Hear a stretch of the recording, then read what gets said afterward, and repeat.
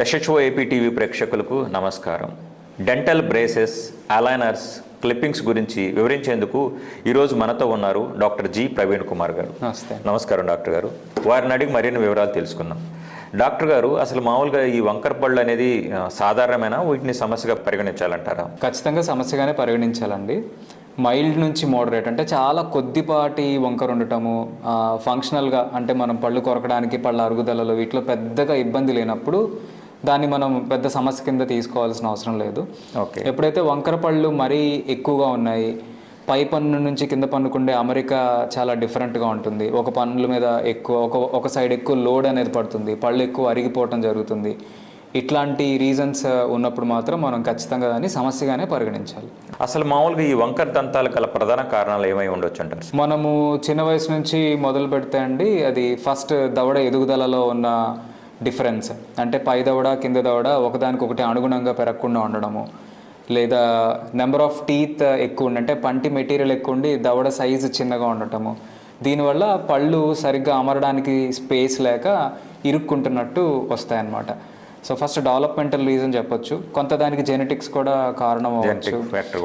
తర్వాత హ్యాబిచువల్ మాలక్లూజన్ అంటాం, అంటే నాలుగుతో పళ్ళని బయటికి తోస్తున్నట్టు కానీ, లేకపోతే మౌత్ బ్రీతింగ్, నోటితో బాగా గాలి తీసుకోవటము, కొన్నిసార్లు టూ మచ్ బాడీ ఫ్యాట్ అంటే బాగా ఒబీస్గా ఉన్నప్పుడు కూడా మజిల్ మీద ఎక్కువ ప్రెషర్ పడటము, ఇట్లాంటి రీజన్స్ కూడా కారణమవుతాయి. అండ్ దీంతోపాటు హ్యాబిచువల్లో మనం ఇందాక అనుకున్నట్టు నోట్లో వేలు వేసుకోవడం, లేదా ఏదైనా వస్తువు పెట్టి పళ్ళు డెవలప్ అయ్యే స్టేజ్ దాకా కొరుకుతూ ఉండడము, ఇట్లాంటివి కూడా పళ్ళ అమరికల మార్పులకి కారణమవుతాయి. ఈ వంకర పళ్ళతో కలిగే ఇబ్బందులు ఏమై ఉంటాయి సార్? వంకర పళ్ళతో ఫస్ట్ ఆఫ్ ఆల్ ముందు పళ్ళలో కనుక బాగా వంకర పళ్ళు ఉంటే వాళ్ళ నవ్వు, ఆత్మవిశ్వాసంలో కొద్దిగా డిఫరెన్స్ అనేది కనిపించవచ్చు. రెండోది ఏంటంటే ఫంక్షనల్ డిఫికల్టీస్, అంటే మన పళ్ళ అమరిక ఒకదాంతో ఒకటి డిటర్మైన్డ్గా ఉంటాయండి. ఇంత ఓవర్లాప్ ఉండాలని, ఇలా ఆనాలని చెప్పి కొన్ని గైడ్ లైన్స్ ఉంటాయి. దాన్ని కనుక డీవియేట్ అయ్యేటట్లయితే ఒకవైపు పళ్ళు ఎక్కువగా అరిగిపోవడం, లేదా కొన్ని పళ్ళు బాగా ఎక్కువ లోడ్ తీసుకోవడం, వీటి ద్వారా ఆ ఎముకలో ఉండే ప్రెషర్ అనేది బాగా పెరగడం, సో పళ్ళు వదులవడానికి కారణం అవుతుంది. అలా కాకుండా మనము బాగా వంకర పళ్ళు ఉన్నట్లయితే అబ్జర్వ్ చేస్తే ఫుడ్ ఇరుక్కోవటం అనేది ఎక్కువగా ఉంటుంది. దానివల్ల అన్వాంటెడ్ రీజియన్స్లో బాగా పుచ్చు అనేది రావడము, చాలా తక్కువ వయసులోనే 35-40 సంవత్సరాల వయసులోనే ఎక్కువ పంటి సమస్యలు జనరేట్ అవ్వటము, చిగురువాపు లాంటివి మనము గమనిస్తాం. Okay sir. సార్, మరి అలాంటప్పుడు వంకర పళ్ళు రాకుండా ఎలాంటి జాగ్రత్తలు తీసుకోవాలి? వంకర పళ్ళు రాకుండా మనము లాస్ట్ వీడియోలో కూడా డిస్కస్ చేసామండి. Prevention is better than cure. మనం ఏం చేస్తామంటే ఎర్లీ వయసులోనే 6-10 సంవత్సరాల వయసులోనే పాల పళ్ళకి ఉన్న సమస్యల్ని ఫస్ట్ మనం ట్రీట్ చేసుకుని వంకర పళ్ళు వస్తున్నాయా రావట్లేదా అనేది ముందు మనము గైడ్లైన్స్ తీసుకోవచ్చు. ఈ కాలంలో ఏంటంటే ప్రివెంటివ్ డివైజెస్ కూడా ఫంక్షనల్ అప్లయన్సెస్ అని, అంటే జా గ్రోత్ని మాడ్యులేట్ చేయటం కానీ, లేకపోతే ఆల్రెడీ కొద్దిగా స్టార్ట్ అయిన వంకర పళ్ళని నార్మల్ పొజిషన్లోకి పుష్ చేయడానికి కానీ ఫంక్షనల్ అప్లయన్సెస్ అనేవి ఉన్నాయి. ఫస్ట్ మనం అవి ఫాలో అయ్యి పీరియాడికల్ చెకప్ కనుక డెంటల్ డాక్టర్ దగ్గరికి వెళ్ళగలిగితే దాన్ని మనము ప్రివెంట్ అనేది చేయగలుగుతాం. వంకర పళ్ళను గుర్తించాలంటే సెల్ఫ్ డయాగ్నోసిస్లో తెలుస్తుంది సార్, అయితే దంత వైద్యుని ఖచ్చితంగా సెల్ఫ్ డయాగ్నోసిస్లో తెలుస్తుందండి. ఒక యూ లేదా వి షేప్డ్ అమరిక, అంటే పై దవడ వచ్చేటప్పటికి ఒక యూ, కిందది వచ్చేటప్పటికి ఒక రౌండెడ్ వి షేప్, ఈ అమరిక అనేది నార్మల్గా అందరం గుర్తించగలుగుతాం. దీన్ని డీవియేట్ అయ్యి బాగా పళ్ళు లోపలికి ఉండటం, బయటకు ఉండటం, పాల పళ్ళు ఓడకుండా శాశ్వతంతాలు బయటికి కానీ లోపలికి కానీ రావడం, ఇట్లాంటివి కనుక గమనిస్తే వెంటనే మనం అప్పుడు డెంటిస్ట్ని కన్సల్ట్ చేయడం అనేది ఇంపార్టెంట్. ఈ వంకర పళ్ళకు ట్రీట్మెంట్లో ప్రధాన భాగమైన బ్రేసెస్ కావచ్చు, అలైనర్స్ కావచ్చు, క్లిప్పర్స్ కావచ్చు, క్లిప్పింగ్స్, వీటి గురించి కొంచెం వివరిస్తారా సార్? ఒక సింపుల్ ఎగ్జాంపుల్, ఇవన్నీ ఏంటంటే మనం ఒక డెస్టినేషన్కి వెళ్ళాలంటే అది సైకిల్ మీద వెళ్ళొచ్చు, కార్ మీద వెళ్ళొచ్చు, బస్ మీద వెళ్ళొచ్చు. సో మనం అప్రోచ్ అయ్యే పాత్ అనేది డిఫరెంట్గా ఉంటుంది. సో ఇది పేషెంట్ అఫోర్డబిలిటీ అండ్ రిక్వైర్మెంట్ని బట్టి కూడా మనము మాడ్యులేట్ చేయాల్సి ఉంటుందన్నమాట. సో బేసిక్గా మనకి ఎత్తు వంకర పళ్ళను కరెక్ట్ చేయడానికి అప్లయన్సెస్ అనేవి లీస్ట్ పాసిబుల్ లోయెస్ట్ టెక్నిక్ అనమాట. సో చాలా తక్కువ కేసెస్ మనం అప్లయన్సెస్ అంటే తీసి పెట్టుకునే సాధనాల ద్వారా ఎత్తు వంకర పళ్ళని మాడ్యులేట్ చేస్తాం. కొద్దిపాటి సందులు లైక్ వైజ్ హాలీస్ అప్లయన్స్ అని, సో లేబెల్ బో అని, జెడ్ స్ప్రింగ్ అని, ఇట్లాంటివి 1 లేదా 2 పళ్ళకు ఉన్న సమస్యలను కరెక్ట్ చేయడానికి చాలా తక్కువ మార్గంలో అయిపోయే పద్ధతి అనమాట. అది కాకుండా మీరన్న క్లిప్స్, బ్రేసెస్ ఇవన్నీ కూడా సినానిమ్స్ అండి. ఒకటే పేర్లు, కానీ ఆల్ దోస్ రిఫర్ టు మనం పళ్ళ మీద మెటల్ కానీ పంట రంగులో ఉన్న బ్రేసెస్ లాంటివి పెడతాం. సో మెటల్ టిప్స్ లాంటివి. సో వాటిని మనము డిఫరెంట్ కేటగిరీస్ కింద కన్సిడర్ చేస్తామండి. కన్వెన్షనల్ బ్రేసెస్ అంటేనేమో బ్రేస్ మీద వైర్తో మనము అన్ని పళ్ళని కనెక్ట్ చేస్తూ ఉంటారు. ఓకే. సో అందులోనే మనకి సెల్ఫ్ లైగేటింగ్ అని, సో ఇట్లా డిఫరెంట్ ప్రోటోకాల్స్ ఉంటాయి అన్నమాట. అందులో పంటి రంగు ఉంటుంది, మెటల్ కలరు ఉంటుంది. సో ఇలా కాకుండా పంటి మీద మనము ఎట్లాంటి వేరే అప్లయన్స్ అతికించకుండా చేసేదాన్ని క్లియర్ అలైనర్స్ అంటారు. సో అలైనర్స్ అనేవి ఏంటంటే ఒక 3 డైమెన్షనల్గా పంటిని అన్ని వైపులా పట్టుకుని ఉంటాయి. మనం బ్రేసెస్ ఎయిదర్ పన్ను బయట వైపు పెడతాము లేదా పంటి లోపల వైపు దాన్ని బాండ్ చేస్తాము. అలైనర్స్ ఏంటంటే పంటిని అన్ని వైపులా పట్టుకుని ఉంటాయి. సో పంటి మీద ఉన్న చిన్న చిన్న అటాచ్మెంట్స్ ద్వారా మనకి పంటిని అవి జరపటం అనేది చేస్తాయి అన్నమాట.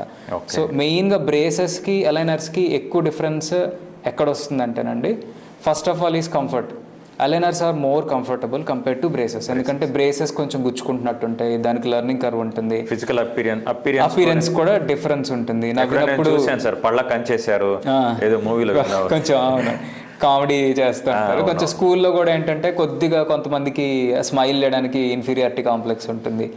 సో అండ్ బ్రేస్ ఎప్పుడైనా పొరపాటున మన inspect of how much ever we educate patient గట్టిగా కొరిగినప్పుడు విరిగిపోయే అవకాశం ఉంటుంది. దాన్ని మళ్ళీ వెంటనే డెంటిస్ట్ ఆఫీస్ దగ్గరికి వచ్చి బాండ్ చేయించుకోవాల్సి ఉంటుంది. అండ్ ఈ treatment adaptability and treatment final finishing అనేది కూడా మనము అలైనర్స్లో ముందుగానే చూడొచ్చు. పేషెంట్ అప్రూవల్కి మనకు ముందుగానే చూడడానికి స్కోప్ ఉంటుంది. బ్రేసెస్లో ఏంటంటే it should be decided as the treatment goes on. Patient approval అనేది ఆల్మోస్ట్ కన్ఫర్మ్ ఫైనల్ స్టేజ్కి వచ్చాక కానీ మనకి కన్ఫర్మ్ అవ్వదు. And aligners are more comfortable. It's a modern technique, more comfortable. Okay. అంటే మీరు చెప్పేది ఏంటంటే బ్రేసెస్తో పోల్చుకుంటే అలైనర్స్తో కంఫర్ట్ ఎక్కువ ఉంటుంది, ట్రీట్మెంట్ ఎఫికసీ కూడా ఇంకా బెటర్గా ఉంటుందని చెప్తున్నాను. అది మనం ఖచ్చితంగా చెప్పలేమండి. సో ప్రతి టెక్నిక్కి there are different sets of pros and cons అండి. మనకి అలైనర్స్ అన్ని కేసెస్లోనూ పాసిబుల్ కావు, అలానే బ్రేసెస్ కూడా అన్ని కేసెస్కి నీడ్ ఉండదు. సో మనకి కొంతమంది పేషెంట్స్ బ్రేసెస్ బయటకు కనపడకుండా చేయగలుగుతారా, బట్ స్టిల్ బ్రేసెస్ పెట్టించుకుంటాం. లింగ్వల్ బ్రేసెస్ అంటే అంగిలి వైపు బ్రేసెస్ పెట్టే టెక్నిక్స్ ఉన్నాయి కొన్ని. సో ఇట్లా కొన్ని కేసెస్ ఏంటంటే కాంబినేషన్లో చేసుకోవాల్సి వస్తుంది. కొంతవరకు అలైనర్స్ చేసి కొంతవరకు బ్రేసెస్తో చేయొచ్చు. ఖచ్చితంగా అలైనర్స్తో 100% అన్ని కేసెస్ పాసిబుల్ అవుతాయని అయితే ప్రస్తుతానికి there is no guarantee. Okay sir, జనరల్గా ఈ టూత్ అలైన్మెంట్ ప్రక్రియ సుమారు ఎన్ని రోజుల్లో సెట్ అవుతుంది సార్? ఇది ఎన్ని రోజులు ఉంటుంది? మైల్డ్ టు మోడరేట్ కరెక్షన్స్ అండి. అంటే 1 లేదా 2 పళ్ళ మధ్యలో సందులు అయితే 2 నుంచి 4 నెలల లోపల కంప్లీట్ అయిపోతాయండి ఫైనల్ ట్రీట్మెంట్ అనేది. అలా కాకుండా పళ్ళు వంకర తిరిగి ఉండటం, పళ్ళు చాలా సందు తక్కువగా ఉండటం, ఇట్లాంటి పరిస్థితుల్లో ఏంటంటే మనకి ట్రీట్మెంట్ పీరియడ్ చాలా డిలే అవుతూ ఉంటుంది. సో మనకి arch expansion, tooth removal and space closure ఇట్లాంటి టెక్నిక్స్ ద్వారా చేసుకోవాల్సి వచ్చినప్పుడు మనకి దగ్గరగా సంవత్సరన్నర 2 సంవత్సరాలు పట్టే కేసెస్ కూడా ఉంటాయి. సో దీంతో పాటు మనకి ట్రీట్మెంట్ అయిపోయిన తర్వాత రిటెన్షన్ పీరియడ్ అని ఒకటి ఉంటుంది. ఆ రిటెన్షన్ పీరియడ్ ట్రీట్మెంట్ లాగా కన్సిడర్ చేయక్కర్లేదు, బట్ స్టిల్ పేషెంట్ కొంత అప్లయన్స్ అనేది వేర్ చేయాల్సి ఉంటుంది. సో రఫ్గా మనకి 4 నెలల నుంచి 2-2.5 సంవత్సరాలు కూడా పట్టచ్చు. బ్రేసెస్ కావచ్చు, అలైనర్స్ కావచ్చు సార్, ట్రీట్మెంట్ తర్వాత పళ్ళ మధ్య గ్యాప్స్ మళ్ళీ వచ్చే అవకాశం ఉందంటారా? మనకి ఈ ట్రీట్మెంట్ని మనం ఇందాక కేటగరైజ్ చేసాం కాబట్టి ట్రీట్మెంట్ కంప్లీట్ అయిపోయే లోపల ఏం జరుగుతుందంటే బేసిక్గా పన్ను ఒక పాత పొజిషన్ నుంచి మనం డిజైర్ చేసిన కొత్త పొజిషన్కి మూవ్ అవుతుంది. అంటే ఎముకలో మూవ్ అవుతుంది. మూవ్ అయిన తర్వాత దాని చుట్టూ వెంటనే గట్టిగా ఏమి ఎముక ఫామ్ అవ్వదు. అదే పొజిషన్లో దాన్ని కొన్నాళ్ళు నిలబెట్టగలిగితే దాని చుట్టూ బోన్ రీమోడలింగ్ అది జరిగి కొత్త పొజిషన్లో పంటిని గట్టిగా పట్టుకుంటుంది. సో ఇది జరగడానికి మనం ఆ పొజిషన్లో ఆ పంటిని ఉంచడానికి రిటెన్షన్ అనే ఒక ఫేజ్ని మనం కంటిన్యూ చేస్తాం. ఈ రిటెన్షన్ అనేది చాలామంది ఇక్కడ నెగ్లెక్ట్ చేస్తారు. మనకి సందులు క్లోజ్ అయిపోయినాయి, వీఆర్ ఫ్రీ, మనకి ఇంక ఇబ్బంది ఏం లేదు అని భావించి ఎక్కువ మంది ఆ రిటెన్షన్ ఫేజ్ని నెగ్లెక్ట్ చేస్తారు. సో రిటెన్షన్ని 2 టైప్స్ కింద ఇస్తామండి. ఒకటి పర్మనెంట్ రిటెన్షన్, అంటే నాలుక పక్కన అంగిలి భాగంలో పళ్ళకి ఒక సన్నటి వైర్ ద్వారా అన్ని పళ్ళని బాండ్ చేసేసి సందు రాకుండా చూడటం ఒక టెక్నిక్. కాకపోతే దాని డ్రాబ్యాక్స్ దానికి ఉన్నాయి. ఫుడ్ లాడ్జ్మెంట్, మళ్ళీ అక్కడ గారా పాచిలాగా పట్టడం, ఇవన్నీ కూడా అంత హైజీనిక్గా ఉండవు. మెయింటెనెన్స్ కొంచెం కష్టం అవుతుంది. ఇప్పుడు ఎసిక్స్ అప్లయన్స్ అని చెప్పి రిమూవబుల్, అంటే మనం ఇందాక మాట్లాడుకున్న క్లియర్ అలైనర్స్ లాంటివే పెట్టి తీసే అప్లయన్స్ ఇస్తున్నాం. అవి అయితే ఇండెఫినెట్ రిటెన్షన్కి మనకి హెల్ప్ అవుతాయి. ఓకే. ఎట్లా మనం ఒక 6 months అనేది ఖచ్చితంగా ఆర్థో ట్రీట్మెంట్, ఈ క్లిప్స్ అనేది ఆర్థోడాంటిక్స్ అనే కిందకి వస్తాయండి.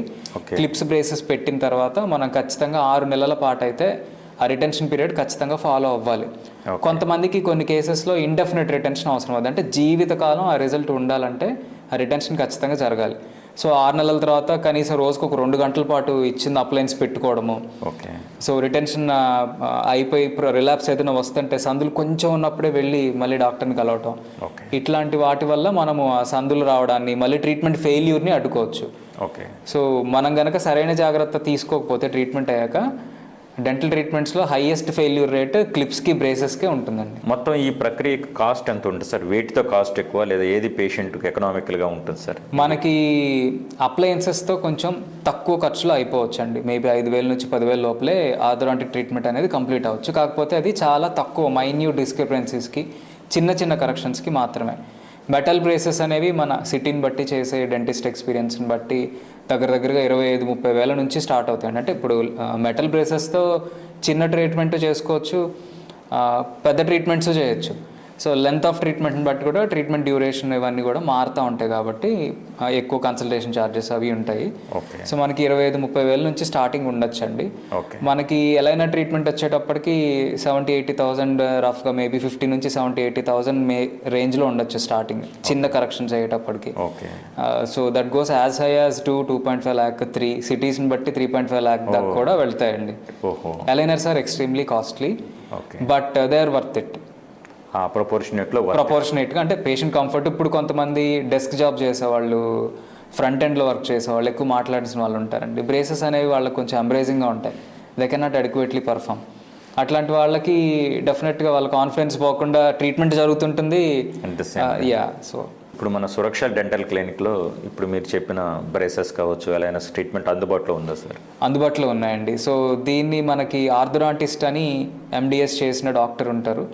ఆర్థోడాంటిస్ట్ పర్యవేక్షణలో మాత్రమే ఈ ట్రీట్మెంట్స్ జరగాలండి. Very good. అలైనర్స్ అవన్నీ కూడా అన్ని డెంటల్ క్లినిక్స్లో అవైలబుల్గా ఉన్నా ఖచ్చితంగా ఒక ఆర్థోడాంటిస్ట్ మానిటరింగ్ అయితే ఉంటుందండి. ఈ ట్రీట్మెంట్ ఆర్థోడాంటిస్ట్ తప్ప ఇంకే డెంటిస్ట్ చేయడానికి పర్మిషన్ అనేది లేదు. డాక్టర్ గారు, ఎత్తు వంకర పళ్ళ కరెక్షను ఏ వయసులో చేయించుకుంటే బెటర్? సామాన్యంగా 12 సంవత్సరాల తర్వాత మొదలు పెట్టడం శ్రేయస్కరం అండి. బట్ బాగా డిలే కూడా చేయకూడదు. 25-30 సంవత్సరాల దాకా వెయిట్ చేయడం కన్నా 25 సంవత్సరాల లోపల కంప్లీట్ చేసుకుంటే బెటర్ రిజల్ట్స్ అనేవి ఉంటాయి.